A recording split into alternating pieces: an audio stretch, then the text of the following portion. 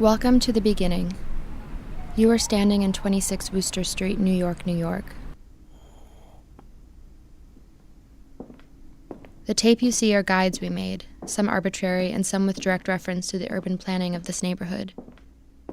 When you get to the other side, we want you to choose a space to lay your brick. It's important you only lay the brick on the foam, but that's the only rule. Other than that, you can place it however you want.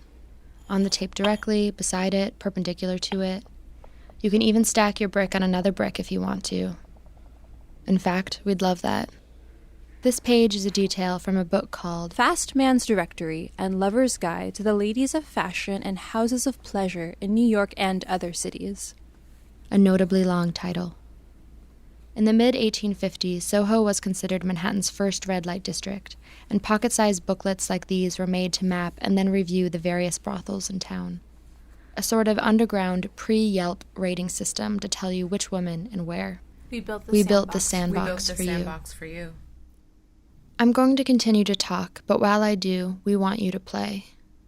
Stick your hands deep in the sand and feel around.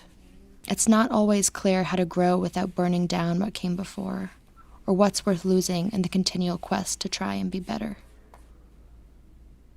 Towards the back of the gallery, there are 3 different-sized orange pedestals. We're going to go there next. Would it feel different if we told you Manhattan was sold for what would amount to $14,000 now? What about 5? Is there a right amount that makes that trade feel fair? Does it make a difference to you to know that Manhattan is worth more than $60 billion now, and what does that number mean to you? Do you feel like you factor in it? Does it include the work that you've done here? Does it include your body?